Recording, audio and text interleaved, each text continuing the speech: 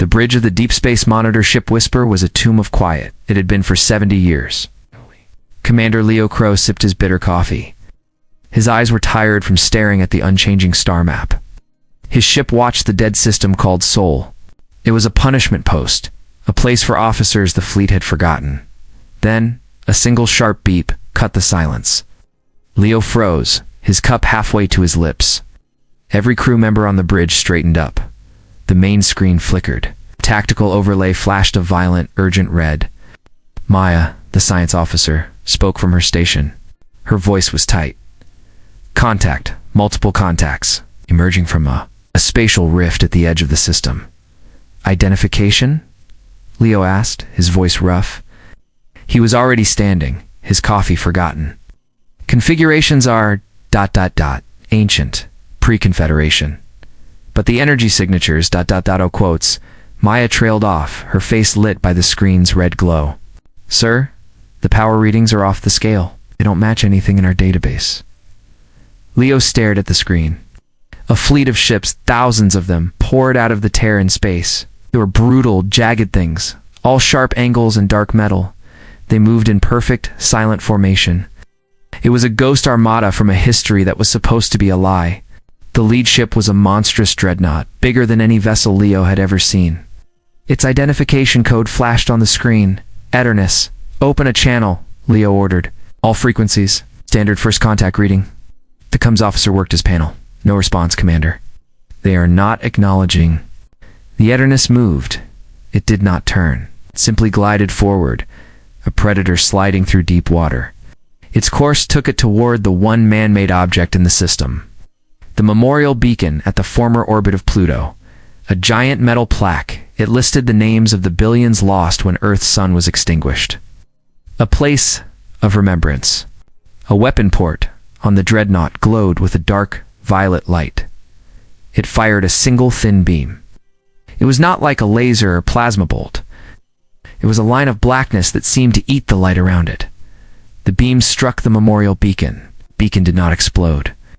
It simply came apart, its metal twisting and dissolving into nothing. It was erased.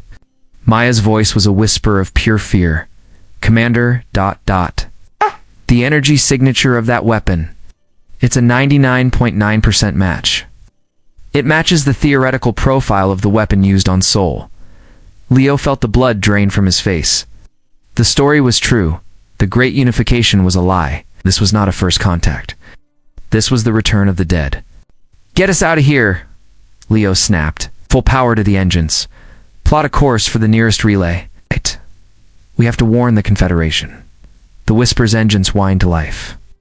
The ship began to turn, a slow, clumsy movement. Suddenly, the engine sound died. The lights on the bridge flickered. Red warning lights lit up across every panel. We've lost all power, the helmsman yelled. We're caught in some kind of dampening field. Can't move. The main screen showed the Eternus was gone from its position near the beacon. Leo's heart hammered against his ribs. Where did it go? A shadow fell over the entire bridge. It was the shadow of a ship. Leo and his crew looked up, their faces pale. Through the main viewport, the dark, pitted hull of the Eternus filled the sky. It had moved behind them in an instant, silent and impossible. It was now close enough to see the scars on its metal skin. Then, a voice came through the comms. It was flat, cold, and stripped of all feeling. It was a voice from a nightmare. Message to the Galactic Confederation of Man, the voice said. This is Fleet Commander Vance of the Sol Remnant. The dead is called. Prepare for settlement. The channel went dead. Leo looked at his crew. He saw his own terror reflected in their eyes. They were not witnesses, or the first message. A shadow detached itself from the belly of the Eternus. A boarding pod, shaped like a jagged piece of iron, shot toward the Whisper. It was coming for them. The impact was a deafening crunch of metal. Entire ship shook, throwing Leo against his command chair. Alarms screamed. The red emergency lights painted the bridge in a bloody glow. They're in. Section 7, Deck 4. A voice yelled over the comms. It was Ben, the security chief, sealing bulkheads now. Leo grabbed his sidearm. Ben, report. What are we facing? The response was broken by static and the sound of plasma fire. "They're humans, sir." "We're right." "Wrong." Ben's voice was strained. "Their armor ... Our shots do nothing." Leo turned to his crew. "Stay here. Lock the bridge door." He ran into the corridor, his boots echoing on the metal grating. The air smelled of ozone and fear. He could hear the fight getting closer. The sharp hiss of plasma rifles. It's the heavier, deeper sound of the invaders' weapons. He reached the main junction. Ben and his team were crouched behind a support beam, firing down the corridor. 3 figures stood at the other end. They were tall, their armor a dull, non-reflective black. They moved with a smooth, unnatural speed. Plasma bolts hit them and flared out, absorbed by their armor. One of the invaders raised its arm. A device on its wrist glowed. Security officer screamed as a wave of invisible force hit him. He flew back and slammed into the wall, his body going limp. "Fall back," Ben shouted. It was too late. Invaders were on them. They did not run. They seemed to glide. One of them reached Ben. Ben swung his rifle like a club. Invader caught the weapon with one hand and crushed it. With its other hand, it touched Ben's chest. Ben did not cry out. His eyes went wide. His skin turned gray and withered, pulling tight over his bones. In seconds, he was a dried-out husk. He crumbled into a pile of dust and fabric at the invader's feet. Leo froze, his weapon aimed but useless.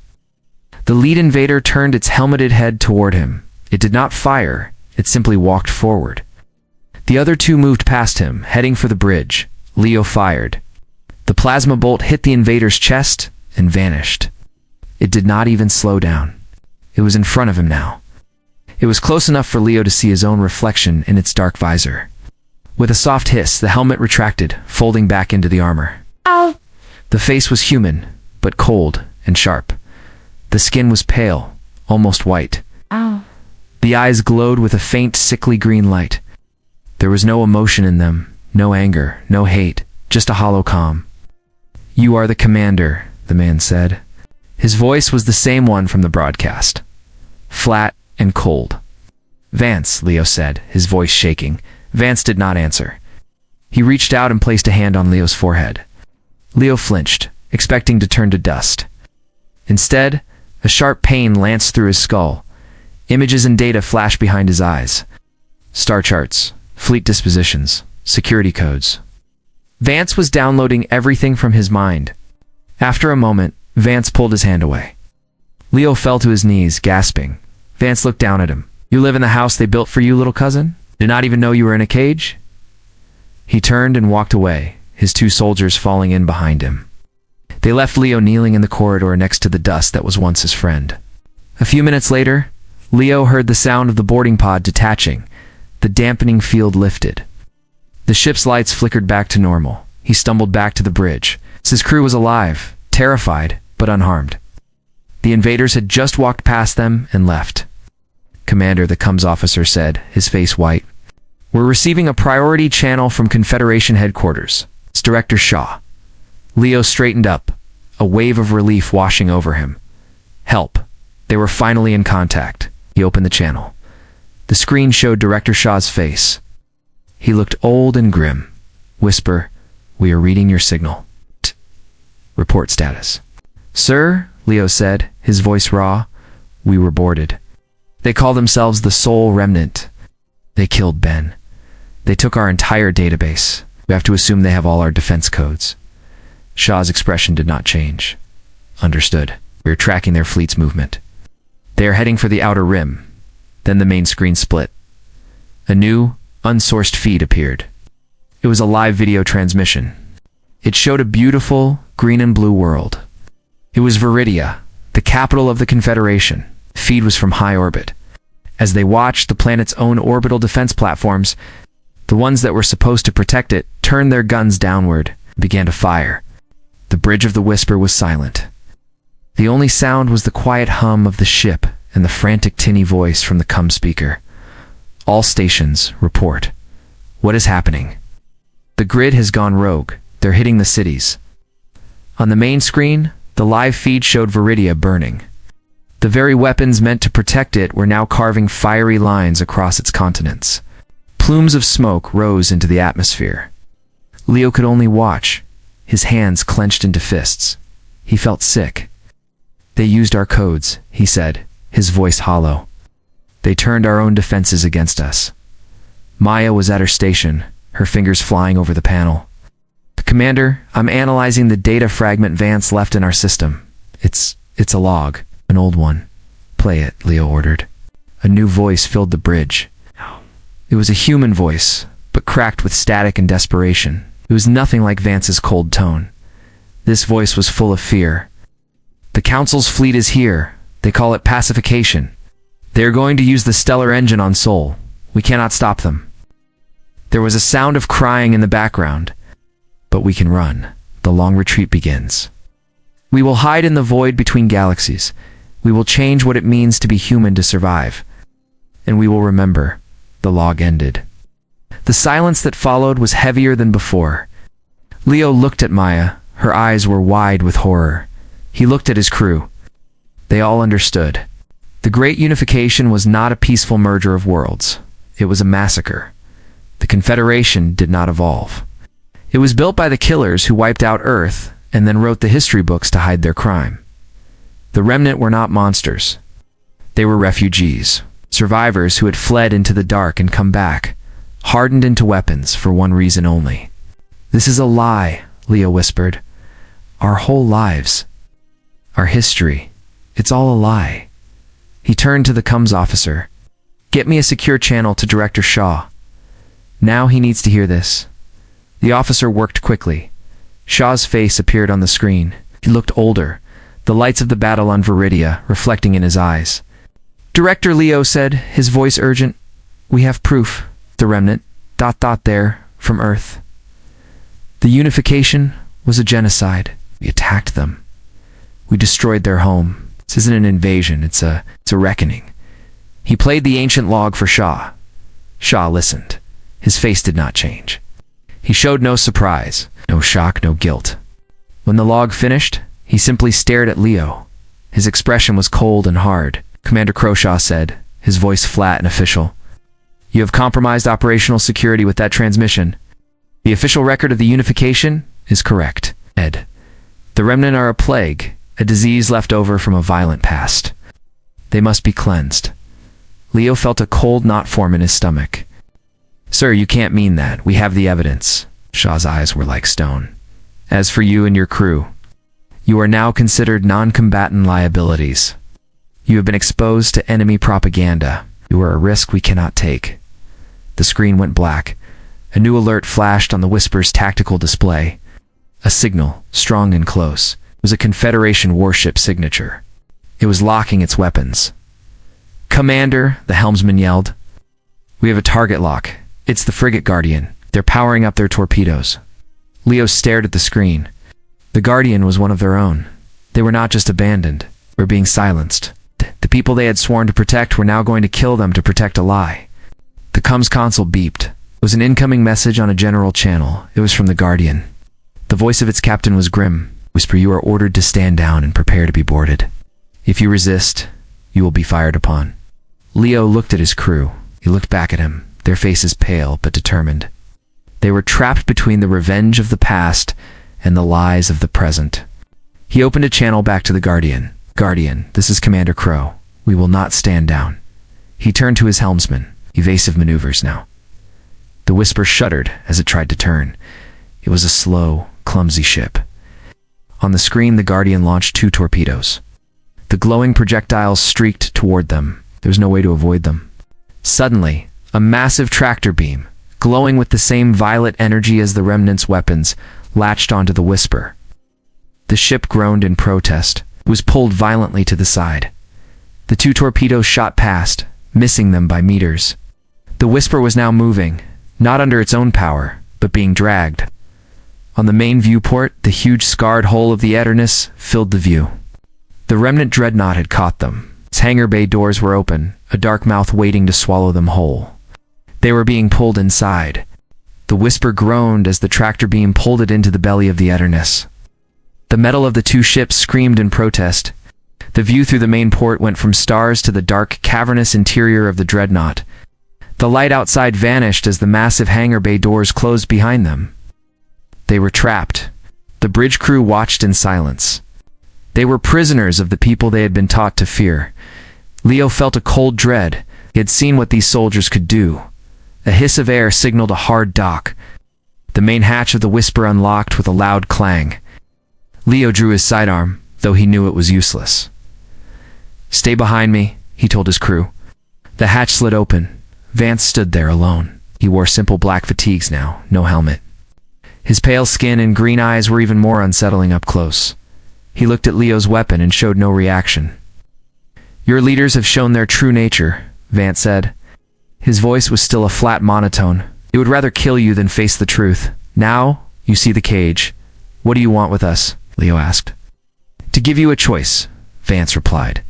"Die for the liars who murdered your ancestors. Or help us finish this." Leo lowered his gun. He had no other move. "Finish what?" Vance turned.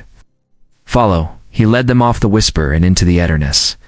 The ship was a maze of dark metal corridors and low humming lights. It felt ancient and powerful. They passed large sealed doors. Through thick glass windows, Leo could see inside. The rooms were vast.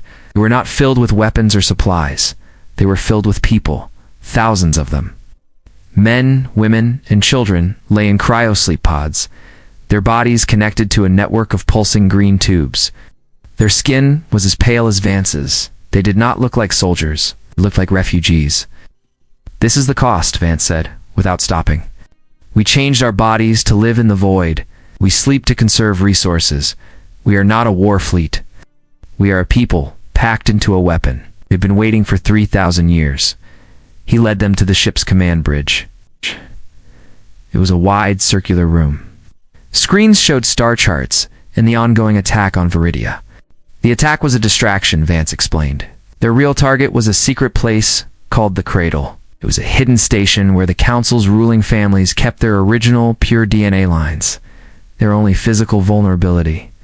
"The Cradle is their symbol of purity," Vance said. "We will destroy it. We'll erase their future as they erased ours." To get to the Cradle, they needed to bypass its heavy defenses. The Whisper's command codes, which the Council had not fully cancelled, were the key. Vance wanted Leo to use them to create a hole in the Cradle's security net. Leo looked at the faces of his crew. They were scared, but they nodded. They had all seen the truth. They had been shot at by their own people. He turned back to Vance. "We'll do it." Using the Whisper's systems now linked to the Eternus, Leo transmitted the codes. The remnant fleet broke away from Viridia and jumped as one. Ow. They emerged in a quiet, hidden star system. At its center was a beautiful white station shaped like a spinning wheel. The Cradle. They moved fast.